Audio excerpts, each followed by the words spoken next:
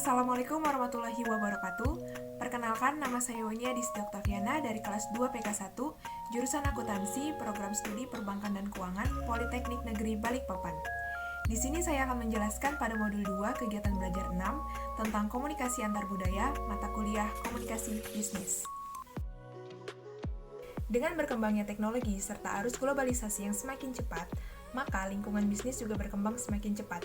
Jika sebelumnya bisnis hanya terkonsentrasi pada satu wilayah atau negara saja, maka sekarang bisnis akan terjadi lintas wilayah maupun lintas negara. Yang pertama, pengertian komunikasi antar budaya. Komunikasi antar budaya atau intercultural communication menyatakan bahwa komunikasi antar budaya terjadi apabila terdapat dua budaya yang berbeda dan kedua budaya tersebut sedang melakukan proses komunikasi. Jadi, jelasnya yang dimaksud dengan komunikasi antar budaya atau intercultural communication adalah proses penyampaian dan penerimaan pesan antara individu yang latar belakang budayanya berbeda, sehingga cara menginterpretasikan pesan juga dilakukan secara berbeda. Komunikasi antar budaya. Secara umum, fungsi komunikasi termasuk di dalamnya adalah komunikasi antar budaya, ada 4 fungsi utama. Yang pertama ada fungsi informasional. Fungsi informasional maksudnya adalah dalam komunikasi terjadi proses penyampaian informasi dari satu pihak ke pihak yang lain. Yang kedua ada fungsi instruksi. Fungsi instruksi maksudnya dalam komunikasi terjadi proses instruksi dari satu pihak ke pihak yang lain. Yang ketiga ada fungsi persuasif. Fungsi persuasif maksudnya adalah dalam komunikasi terjadi upaya untuk mengubah atau mempengaruhi kepercayaan, sikap, dan perilaku seseorang sehingga bertindak sesuai dengan apa yang diharapkan oleh komunikator.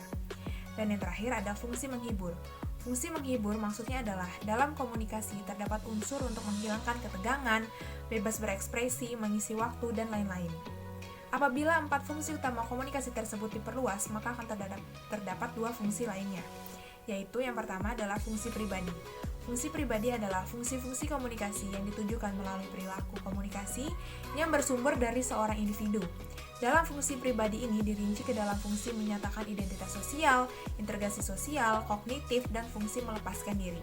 Dan yang terakhir adalah fungsi sosial. Fungsi sosial adalah bahwa dalam komunikasi mengisyaratkan adanya upaya untuk membangun konsep diri, untuk kelangsungan hidup, aktualisasi diri, untuk memperoleh kebahagiaan, serta terhindar dari tekanan dan ketergantungan, antara lain lewat menyebabkan komunikasi antar budaya. Komunikasi antar budaya menjadi hal yang penting dewasa ini untuk dikuasai oleh setiap individu walaupun hanya berbisnis secara lokal. Tren tersebut ada 2. Yang pertama adalah globalisasi. Perkembangan teknologi informasi merupakan salah satu faktor yang mengakibatkan munculnya pasar global. Contohnya adalah dengan kemajuan teknologi informasi, maka rapat jarak jauh atau transaksi jarak jauh dapat dilakukan oleh individu atau perusahaan yang bergerak dan berdomisili di wilayah atau belahan negara lain tanpa harus meninggalkan kantor. Yang kedua adalah angkatan kerja dengan berbagai ragam budaya. Dengan terbukanya pasar secara global dewasa ini, maka latar belakang budaya angkatan kerja yang ada di suatu negara juga mengalami perubahan. Sebagai contoh, di Indonesia dengan semakin banyaknya perusahaan yang berskala internasional beroperasi, maka dengan sendirinya angkatan kerja dalam perusahaan atau organisasi tersebut akan menjadi angkatan kerja yang beragam budaya. Yang keempat, ada memahami perbedaan budaya. Bila kita berbicara dengan orang lain yang berbeda latar belakang budayanya, maka kita akan menerjemahkan pesan dengan menggunakan nilai-nilai budaya yang kita pegang. Demikian juga sebaliknya, lawan baca kita akan menerjemahkan pesan berdasarkan budaya mereka. Bila hal ini terjadi besar, kemungkinan akan muncul kesalahpahaman. Semakin berbeda budaya seseorang dengan lawan bicaranya, maka akan semakin besar pula kemungkinan terjadi kesalahpahaman. Untuk itu, jelaslah bagaimana perlunya bagi kita untuk memahami perbedaan budaya, karena setiap budaya pasti memiliki konteks budaya yang berbeda. 5. Memperbaiki komunikasi antar budaya. Ada berbagai cara yang dapat digunakan untuk memperbaiki kemampuan berkomunikasi antar budaya agar efektif. Adalah yang pertama, mempelajari budaya lain. Mempelajari budaya bangsa lain atau individu di wilayah lain adalah langkah pertama yang harus dilakukan. Cara yang dapat dilakukan dalam mempelajari budaya lain adalah dengan membaca buku atau browsing internet terkait dengan budaya dari informasi atau partner bisnis kita. Bisa juga kita lakukan dengan berdiskusi dengan orang yang pernah berbisnis dengan orang yang berbeda budaya.